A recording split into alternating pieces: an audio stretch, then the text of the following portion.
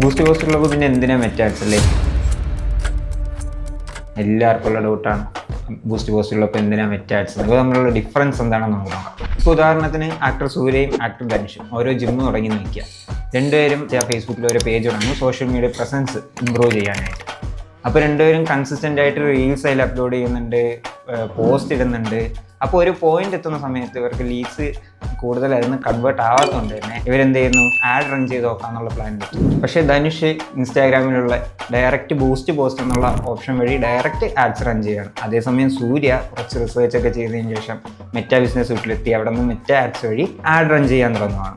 കുറച്ച് ദിവസം കഴിയുമ്പോഴത്തേക്കും ധനുഷ് നല്ല വ്യൂസ് കിട്ടാൻ തുടങ്ങി, പേജ് പ്രൊഫൈൽ ആൾക്കാർ വിസിറ്റ് ചെയ്യാൻ തുടങ്ങി, അതേപോലെ എൻഗേജ്മെൻറ്റ് കൂടുതൽ കിട്ടാൻ തുടങ്ങി. പക്ഷേ ലീഡ്സ് ഒന്നും കൺവേർട്ടായി തുടങ്ങിയിരുന്നില്ല.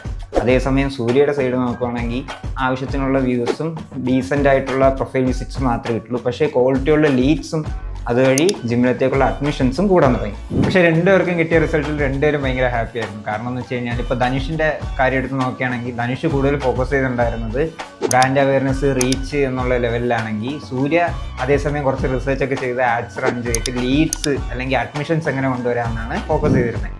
അപ്പോൾ നമ്മുടെ ഗോൾ എന്താണോ ആ ഗോളിനനുസരിച്ച് വേണം ക്യാമ്പയിൻസ് ചൂസ് ചെയ്യാനായി. ഇനി ഏത് ആഡ് സ്ട്രാറ്റജിയാണ് നിങ്ങളുടെ ബിസിനസ്സിന് വേണ്ടത് എന്നുള്ള കൺഫ്യൂഷനിലാണോ നിങ്ങൾ?